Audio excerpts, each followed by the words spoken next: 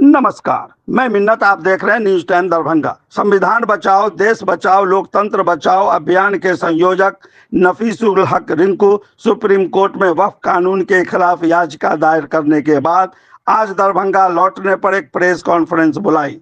उन्होंने कहा, यह कानून केवल मुसलमानों की धार्मिक आस्था को ठेस पहुंचाना है। यह बिल संविधान के मूल सिद्धांतों का भी उल्लंघन करता है। दरभंगा से नफीसुल हक रिंकू, जिन्होंने इस कानून को सुप्रीम कोर्ट में चुनौती दी है, उन्होंने कहा कि हमारी आवाज़ संसद में भले ही दब गई हो, लेकिन न्यायालय में हमारी लड़ाई जोर शोर से जारी रहेगी। आगे बताया कि 5 मई को इस याचिका की सुनवाई होगी, जिसमें नफीसुल हक दरभंगा के अमन पसंद नागरिकों की आवाज़ बनकर सुप्रीम कोर्ट में उपस्थित रहेंगे। एडवोकेट मुमताज आलम ने भी केंद्र सरकार पर सवाल उठाते हुए कहा कि सरकार को वक्फ की धार्मिक और सामाजिक उपयोगिता की कोई समझ नहीं है। यह कदम सिर्फ मुसलमानों को परेशान करने की साजिश है। रुस्तम कुरैशी ने भी कहा, यह लड़ाई सिर्फ मुसलमानों की नहीं बल्कि दलित, पिछड़ों और तमाम अल्पसंख्यकों की है। आज मुसलमान की संपत्तियों पर नजर है, कल किसी और की बारी आएगी। वहीं रियाज खान कादरी ने कहा कि हम सड़क से न्यायालय तक इस कानून के खिलाफ लड़ाई लड़ेंगे।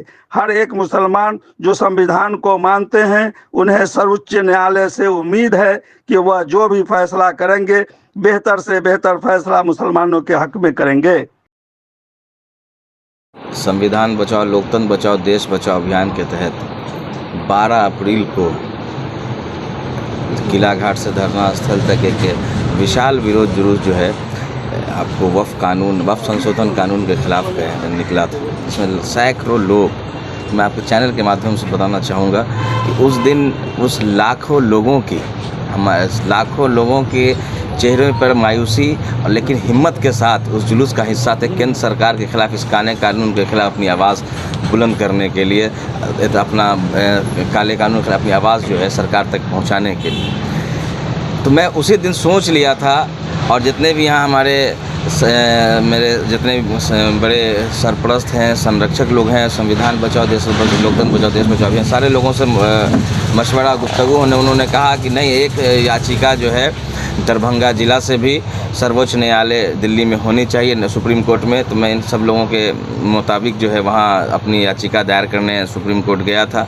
मैं अफसोस आता है इस केंद्र सरकार पे।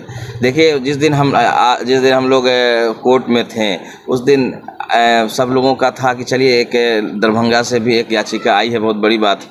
तो मैं उन सारे लोगों का, जो लोग उस चिलचिलाती धूप में खड़े थे, मैं उन सभी लोगों के साथ, हमने कहा ये आवाज़ जो है यहाँ तक नहीं चुपनी चाहिए। ये आवाज़ दिल्ली के कम से कम सर्वोच्च न्यायालय में, हम पूरे सर्वोच्च न्यायालय से हम लोग पूरी उम्मीद है कि आप देखिएगा, सरकार के पास आवाज़ उस दिन जवाब नहीं था। जो उन्होंने कानून बनाया उसके लिए उनके पास जवाब नहीं था कि उन्होंने 7 दिन का कोर्ट से जवाब टाइम ले लिया। ये अफसोस की बात है।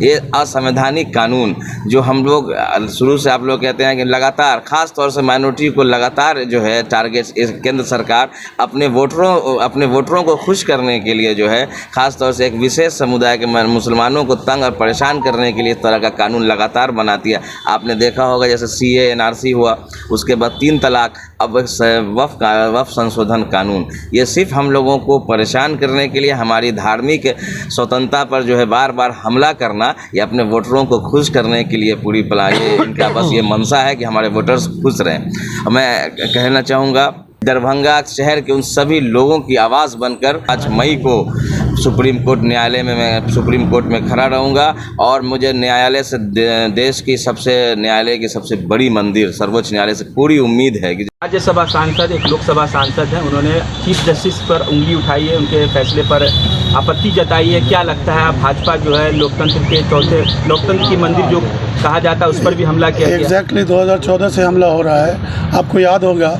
कि बाबरी मस्जिद वाले मसले पे जो एक जज थे, मैं नाम नहीं लेना चाहूँगा, क्या उनके साथ क्या हुआ आप लोगों को पता है। तो क्या ये लोकतंत्र पे हमला नहीं तो क्या है? मैं आपके माध्यम से आज जो प्रेस कॉन्फ्रेंस है, मेनली वक्फ के लिए बैठा गया है। आज हमारे दरभंगा से रिंकू बाबू को वहाँ पहुँचे, अपनी याचिका दायर किए, वहाँ सुनवाई। आज जो जस्टिस ने सवाल किया है केंद्र सरकार से, क्या केंद्र सरकार के पास जवाब नहीं था उस वक्त?